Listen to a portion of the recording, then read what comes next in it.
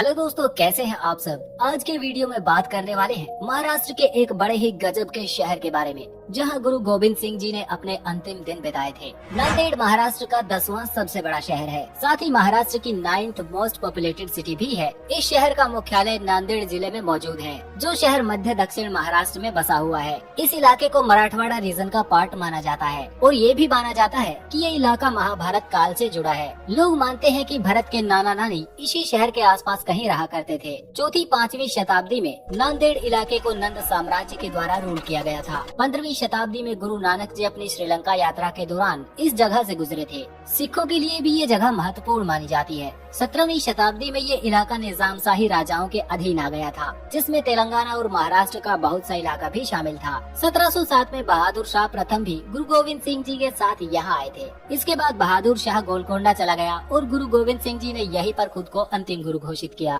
ये शहर लगभग 63 वर्ग किलोमीटर के इलाके में फैला हुआ है, जो समुद्र तल से 362 मीटर की ऊंचाई पर बसा है। 2011 की जनगणना में यहाँ लगभग 5.5 लाख की आबादी पाई गई, जो यहाँ के क्षेत्रफल के साथ 8700 वर्ग किलोमीटर का जनसंख्या घनत्व बनाती है। शिक्षा के क्षेत्र में ये इलाका अपनी ठीक ठाक पहचान बनाए हुए है। यहाँ की आबादी में से लगभग 87% लोग भारतीय शिक्षा ग्रहण किए हुए हैं। यहाँ की डेमोग्राफी के एक और पहलू लिंगानुपात की बात करें तो यहाँ 1000 पुरुषों पर 924 महिलाओं का लिंगानुपात पाया जाता है। यहाँ की आबादी में 48% लोग सनातन धर्म में विश्वास करते हैं। वहीं दूसरे नंबर पर 34% के आसपास इस्लाम धर्म को मानने वाले लोग भी रहते हैं। महाराष्ट्र के इस इलाके में प्राचीन समय में बुद्धिज्म की जड़ें भी दूर तक फैली हुई थी। यहाँ आज भी लगभग 15% बौद्धों की विचारधारा से प्रभावित लोग मिल जाते हैं। इकोनॉमी की बात करें तो यहाँ के लोग विभिन्न क्षेत्रों में काम करते हैं, जिनमें खेती बाड़ी से लेकर टूरिज्म, सर्विसेज,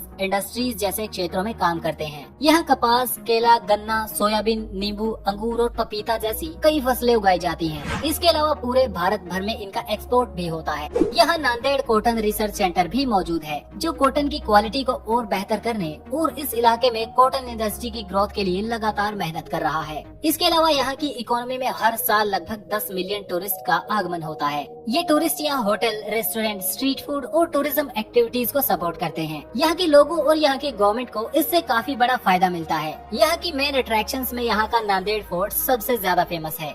इस किले में एक वाटर टैंक और कई सारे गार्डन्स भी बनाए गए हैं। ये जिला 3 तरफ से गोदावरी नदी से घिरा है। यहाँ के उर्वशी घाट, राम घाट और गोवर्धन घाट बनारस की धरती की तरह ही धार्मिक कर्म कांडों के लिए जाने जाते हैं। यहाँ पर कई सारे मशहूर मंदिर मौजूद हैं। इस शहर की एक और खास बात है कि इसमें 10 गुरुद्वारे मौजूद हैं। जैसा हमने इसके इतिहास में पढ़ा था कि अंतिम समय के 10वें गुरु गोविंद सिंह जी यहीं पर रहा करते थे। उनसे जुड़ी कुछ चीजें और हथियार यहाँ के हुजूर साहिब गुरुद्वारा में रखी गई हैं, जो महाराजा रणजीत सिंह जी के द्वारा बनवाया गया था। ये गुरुद्वारा सिख धर्म में सबसे महत्वपूर्ण 5 तख्तों में से एक है। ट्रांसपोर्ट इंफ्रास्ट्रक्चर की बात करें तो इस शहर से होकर नेशनल हाईवे 61 और 361 गुजरते हैं, जो नागपुर, रत्नागिरी, अकोला और संगर रेड्डी को जोड़ते हैं। यहाँ की सिकंदराबाद मनमाड़ लाइन पर मौजूद हुजूर साहिब नांदेड़ रेलवे स्टेशन यहाँ का मुख्य रेलवे स्टेशन है, जो साउथ सेंट्रल रेलवे जोन के अंदर आता है। यहाँ से हर दिन लगभग 48 ट्रेन गुजरती हैं, जो यहाँ के लोगों के ट्रांसपोर्ट के लिए सबसे सस्ता साधन है। यहाँ पर श्री गोविंद सिंह जी एयरपोर्ट भी मौजूद है,